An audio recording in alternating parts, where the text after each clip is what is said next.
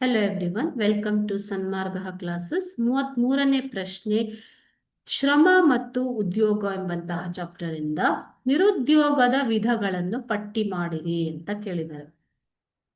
Okay, ನಿರುದ್ಯೋಗ ಅಂತಂದ್ರೆ ಏನು? ಒಬ್ಬ ವ್ಯಕ್ತಿಗೆ ಕೆಲಸ ಮಾಡುವ ವಯಸ್ಸು, ಸಾಮರ್ಥ್ಯ, ಇಚ್ಛೆ ಮತ್ತು ಅರ್ಹತೆ ಇಷ್ಟೆಲ್ಲ ಇದ್ದರೂ ಕೂಡ ಕೆಲಸ ಸಿಗದೇ ಇದ್ದಾಗ ಅದನ್ನ ನಾವೇನಂತ ಕರಿತೀವಿ ಮಕ್ಕಳೇ? ಇದ್ದಾಗ ಅದನ್ನ ನಿರುದ್ಯೋಗ ಅಂತ ಕರಿತೀವಿ. ಓಕೆನಾ?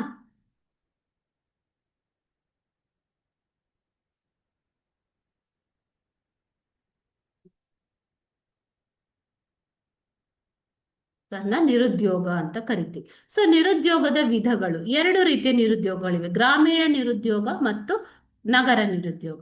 ಗ್ರಾಮೀಣ ನಿರುದ್ಯೋಗದಲ್ಲಿ ಮರೆಮಾಚಿದ ನಿರುದ್ಯೋಗ ಅಂತಂದ್ರೆ ಹೆಚ್ಚುವರಿ ಕೆಲಸಗಾರರಿದ್ದು ಆ ಹೆಚ್ಚುವರಿ ಕೆಲಸಗಾರರಿಂದ ಉತ್ಪಾದನೆ ಹೆಚ್ಚು ಆಗೋದಿಲ್ಲ, ಕಡಿಮೆನೂ ಆಗೋದಿಲ್ಲ. ಸೊ ಅದನ್ನ ಹೆಚ್ಚುವರಿ ನಿರುದ್ಯೋಗ ಅಂತ ಕರೀತಾರೆ. ಮರೆಮಾಚಿದ ನಿರುದ್ಯೋಗ ಅಂತ ಕರೀತಾರೆ ಮಕ್ಕಳೇ. ಓಕೆನಾ? ಋತುಮಾನದ ನಿರುದ್ಯೋಗ ಅಂತಂದ್ರೆ ಋತುಮಾನಕ್ಕೆ ಸಂಬಂಧಪಟ್ಟ ಕೆಲಸ. ಕೆಲವು ಕೃಷಿ ಮತ್ತು ಕೆಲವು ಕೈಗಾರಿಕೆಗಳಲ್ಲಿ ಕೆಲಸ ಮಾಡುವಂತವರು ನಿರ್ದಿಷ್ಟ ಋತುವಿನಲ್ಲಿ ಮಾತ್ರ ಅವರಿಗೆ ಉದ್ಯೋಗ ಇರುತ್ತೆ. ಸೊ ಇತರೆ ಸಮಯದಲ್ಲಿ ಅವರು ನಿರುದ್ಯೋಗಿಗಳಾಗಿರ್ತಾರೆ. ಅದನ್ನ ಋತುಮಾನದ ನಿರುದ್ಯೋಗ ಅಂತ ಕರೀತಾರೆ ಮಕ್ಕಳು. ಅದೇ ರೀತಿ ನಗರ ಪ್ರದೇಶಗಳಲ್ಲಿ ಇರುವಂತದ್ದು ಕೈಗಾರಿಕಾ ನಿರುದ್ಯೋಗ ಮತ್ತು ವಿದ್ಯಾವಂತ ನಿರುದ್ಯೋಗ. ಓಕೆನಾ? ಸೊ ಕೈಗಾರಿಕಾ ನಿರುದ್ಯೋಗ ಅಂತಂದ್ರೆ ಏನು? ಕೈಗಾರಿಕಾ ವಲಯದಲ್ಲಿ ಉಂಟಾಗುತ್ತಿರುವ ಬದಲಾವಣೆ, ಈ ಬದಲಾವಣೆಯಿಂದಾಗಿ ಉಂಟಾಗುವಂತಹ ನಿರುದ್ಯೋಗ.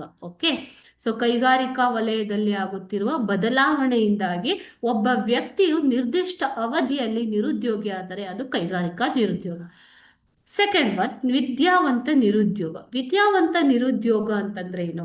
ವಿದ್ಯಾವಂತರು ಕೆಲಸ ಮಾಡುವ ಇಚ್ಛೆ ಇದ್ದರೂ ಕೂಡ ಉದ್ಯೋಗ ಪಡೆಯಲಾಗದ ಸ್ಥಿತಿ, ಅದನ್ನ ವಿದ್ಯಾವಂತ ನಿರುದ್ಯೋಗ ಅಂತ ಕರಿತೀವಿ. ಈ ಪ್ರಕಾರವಾಗಿ ನಿರುದ್ಯೋಗದಲ್ಲೂ ಕೂಡ ಅನೇಕ ವಿಧಗಳಿವೆ. Okay, thank you.